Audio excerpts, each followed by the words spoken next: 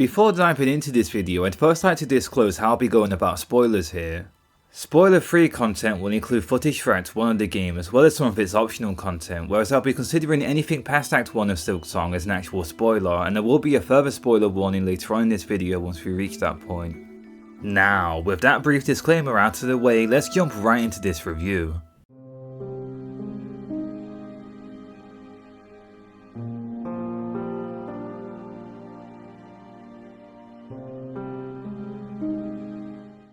After 6 years, what started off as simple DLC but quickly spiraled into its own standalone title, we finally have our hands on the fabled Hollow Knight Silksong.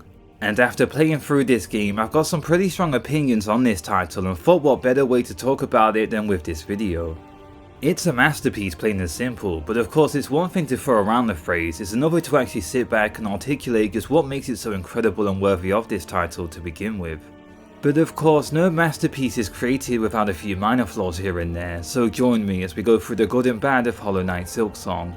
We'll start off by going through some of the more positive aspects of Silksong. In many ways, this game is the best in its genre as a Metroidvania. When starting up a file for the first time, it's not long until you're immediately thrown into gameplay and it all feels incredibly smooth and responsive to control. Movement in general is very twitchy, you can shift about and stop on a dime, it's done in a way to where every mistake made does feel like it's the fault of the player and not the controls. For me personally, it felt like a big step up from the first game, especially with how you can sprint this time around. If the first Hollow Knight game was more like Metroid in its movement and overall structure, then Silksong feels more like Castlevania, or more specifically with Symphony of the Night. Hornet feels really fluid and elegant with her movement, similar to how Elliot-Cloud was. There are more similarities between Silksong and Symphony of the Night, but that will become more relevant later on in this video.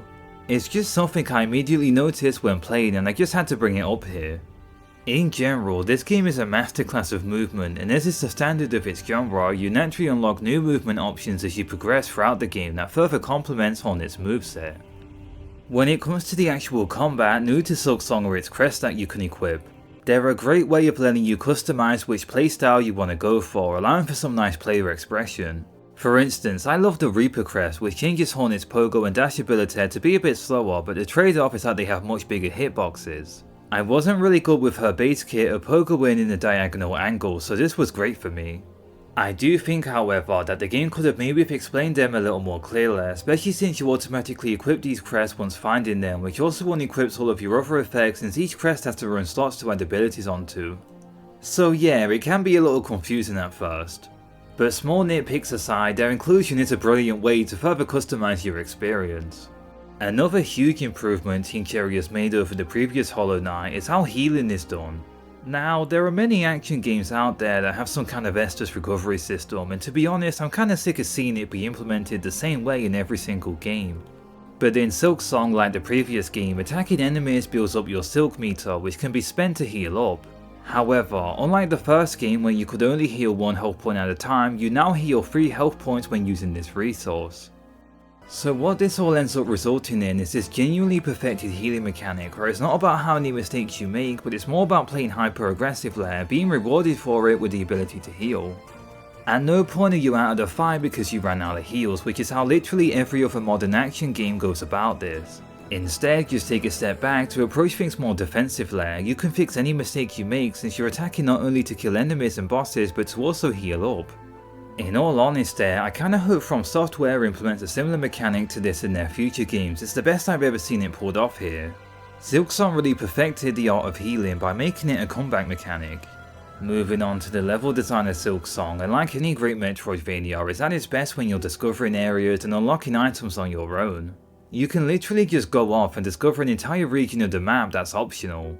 It's that pure magical feeling that you can only truly experience when going into these games blind. This title is just littered with so many optional items, areas and bosses that it's very likely that you'll never actually experience all that Silksong has to offer. The art direction, like the previous game, is also a feast for the eyes. Playing this on the Switch 2 at 120 frames per second has to be brought up here as well. It complements not only the gameplay but the fluid animations on screen as well. On a small side note on top of that, the way the HD Rumble is used here with the Switch 2 port is done incredibly well here. It's the best I've ever seen it implemented in a game before and even outshines what Nintendo's been doing with it. Of course, it's not really something you can communicate in a video, but you really do feel every single haptic in this game with the controller. And all of this alongside the D-pad on the Switch 2 Pro controller really does make this a comfortable experience. But let's get back on topic here. I do have a small nitpick in Silksong which was evident in the first Hollow Knight game, and that's how you can't zoom in on the map. Depending on your screen size, this can be a non-issue, but sometimes the tunnels and entrances are a bit hard to make out and a simple zoom option would prevent this. Once again, it's not a deal breaker or anything, and the Switch does let you zoom in on any game, so just use that, but I just felt like it was worth bringing up here. Anyway, there's also some optional side quests which are pretty much what you'd expect, nothing too crazy, just fetch quests or defeating so many enemies at a time. They're more put in place for world building, which I can appreciate. There are many colourful characters in this game, each with their own unique personalities and designs. These quests typically reward you with rosaries, which is a new currency in this game, which brings us to a more controversial side of Silksong. So with this new mechanic, finding a bench which is pretty much a checkpoint or fast travel area, you actually have to pay rosaries to access them. Bear in mind however, you do drop all of your rosaries when dying. So if you're unlucky enough like I was, you can be in an area and just simply be too broke to afford the convenience of saving your progress. This was a mechanic in the previous game, but you didn't have to pay for benches or fast travel, you simply discovered them naturally and could use them straight away. I'm really not sure how to feel about this. On one hand, they encourage you to play less recklessly and to carefully think about what you want to spend your rosaries on. But on the other hand, you lose them when dying and failing to retrieve what you dropped. Also, they're pretty rare to come by, certain enemies drop none, and if you can't afford a map or a checkpoint, you're kinda screwed unless you're fortunate enough to be around an enemy that drops rosaries. You could argue it's a skill issue here, but I also found myself stopping what I was doing and simply grinding for them more times than I'd like to admit, since you kinda need them at all moments. This was the only case when playing Silksong where I preferred how they went about this mechanic in the first Hollow Knight. If it was implemented like in the first game, then it definitely would have trimmed some of the fat here, since they do feel like artificial gameplay lengtheners. But they do very much add to the game's difficulty if that's your thing. Speaking of, we'll be going more in depth into this game's challenge and difficulty a little later on, but Silksong is more of a sequel in the sense that the skills you've learnt and honed in the previous game is brought back here, and there's even more challenge added in on top of that. A lot of moments during navigation require you to pogo around, which can be very difficult for newcomers to grasp at first. There is 100% a learning curve when it comes to learning the movement in Silksong. But it does start to make sense when you realise that this game originally started off as DLC, so the difficulty here does make sense. But follow through and stick with its difficulty and you'll start to understand just what makes the movement feel so special to begin with in Hollow Knight Silksong. Another aspect to navigation I really appreciate is how there's no leveling up nonsense here. If you see a challenge, you can go for it.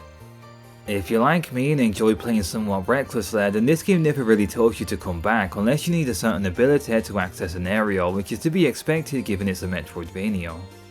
Most areas end off with a boss fight, and I know I've been glazing this game a lot, but these are a ton of fun.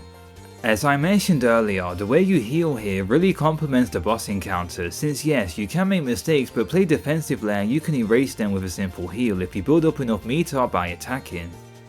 The fast pace and frantic nature of these bosses really puts you through your paces. They really are some of the best fights out there, and I genuinely have nothing negative to say about them.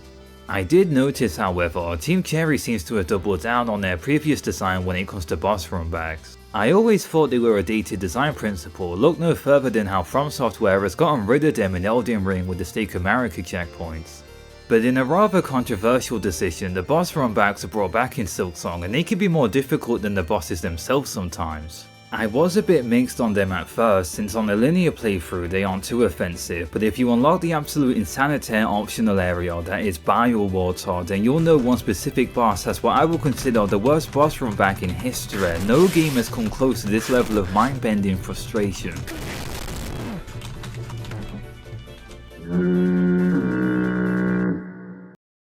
What the hell is this? Don't let your kids watch it! So yeah, on that same topic, Bio-Water, man what a map. I can't even put into words how frustrated I was navigating this hellhole. Don't do what I did and play this optional piece of content, it runs the risk of ruining your enjoyment of Silksong. Like seriously, what was Team Cherry going through when they conjured this? Was it the result of one too many people pestering them online to release Silksong when it wasn't ready yet? I mean, who knows? Biowater? More like vile water. One last bizarre design choice that I'd like to bring up is this game has a lot of traps designed solely to frustrate the player. They reminded me a lot of the caves from Pikmin 2, but this of course, as you would expect, has caught some flack online. Now personally, I'm a Soulsborne fan, so I can appreciate a bit of tomfoolery here and there, but once again, Biowater takes things a step too far with a checkpoint placement I was convinced was the developers directly pointing their fingers and laughing at me for falling into.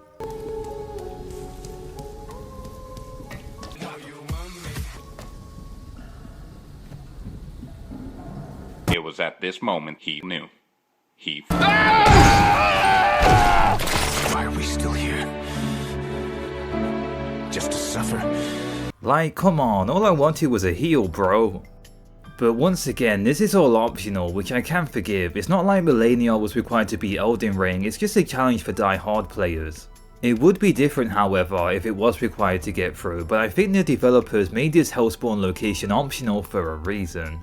So whilst I could make some kind of argument for its maddening design, it's not like you have to do it to beat the game or anything. Moving on, continuing with this train of controversial difficulty is something I simply can't forgive. But before talking about it, I must first specify that this is the spoiler section of this video. Please skip to this timestamp if you'd like to avoid spoilers. So Act 2 starts off with a bang. You enter this citadel, which is essentially an entire game stacked on top of itself. This entire castle area is filled with different layers, it's huge. This is where the game really started to remind me of Symphony of the Night. Anyway, my main complaint comes from this specific enemy gauntlet in the citadel.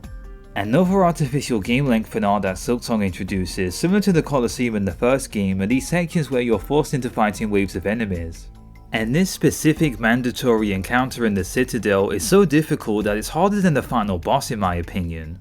It's just a mess of different enemies that spawn and you can get really unlucky with certain attack patterns. Like seriously, how long do you think it took me to get through this section? 1 hour? No. 2 hours? No. Try 4 hours. Yeah, I'm just not a big fan of them. They're forgettable at best and the lowest part of the game at worst. But outside of that, those are my only criticisms when it comes to Silksong. The game is perfect outside of all this. And I mean, no masterpieces without a few flaws, but I do feel like they're worth bringing up here. Speaking of, man do I love the Citadel area. I know I already mentioned the Castlevania influence, but it's really cool seeing Team Cherry design a more enclosed area filled with secrets to discover. The fight that tops off the end of this area against Lace is my favourite boss in the game. The whole fight is this frantic 1v1 back and forth. The arena really reminded me of Smash Bros and the Silk Rose aesthetic looks incredible.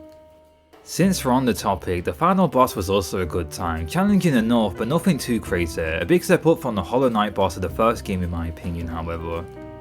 I'm hoping to get around to experiencing all of the other optional content sometime. I've already managed to beat the boss of the Vile Water area, so how much harder can it really get?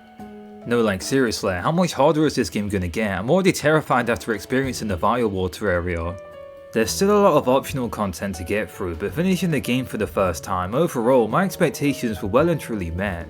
As a sequel, I personally find that it far excels past its predecessor. The world feels tighter, with backtracking feeling less prevalent than it was in the first game, with how each area blends naturally into the next instead of having it all connect from the center. I seriously just can't recommend this game enough, it's worth it. Also, on a small side note, I'm personally tired of seeing all these posts online talking about Silksong's difficulty. Sure, I've addressed certain frustrations I've had in this video, but I wouldn't have it any other way. Seeing all these posts online telling Team Cherry to nerf the game's difficulty is beyond annoying to see. Why is it that the internet constantly gets up in arms and acts surprised when a difficult game releases? The exact same thing happened with Shadow of the Erdtree, people saying how it's too hard. You know, the DLC to the hard game was going to be difficult, why are people surprised by this? Hollow Knight was already a hard game, Silksong started development as DLC for that title, it makes sense it was going to be more difficult than the previous one. It's like imagine if the next Kirby game released and everyone online was up in arms and furious that the game was too easy, like dude, the standard and expectations are right there. Anyway, sorry for the small rant, I'm just so tired of seeing these artificially made controversies that every modern game has to be submitted to because Twitter just wants attention. I do think though, if you want to fully appreciate Silksong, playing the first Hollow Knight game is completely necessary. The difficulty curve feels like it was intended to be played this way, and once again it started off as DLC, so in retrospect this approach does make sense. Also, I've just got to say, it's crazy how this game is priced at like £17 or $20. It really puts the definition of value into perspective, especially when you consider what other companies are doing with the prices of their games, but that's a topic for another day. You can own both Hollow Knights for less than the price of a standard AAA game, that's just wild. Compliments also have to go towards how Team Cherry didn't lend out review codes for Silksong. No early opinions or hot takes played the internet before it released, allowing fans to enjoy the game with the least amount of potential spoilers. It kind of reminded me of what Deltarune did earlier on in this year. Also, on a personal note, as someone who hopes to become a content creator, this kind of evens out the playing field against outlets like IGN. This is since they can't release reviews for the games 2 weeks before the game drops, invalidating nearly all motivation that I will personally have to make a video on this game. But with all that being said, I'd like to say thank you so much for watching this video, and please consider supporting this channel and let me know what you think about Silksong. I'm very curious, I've been hearing all sorts of takes about this one. Take care and have a nice rest of your day.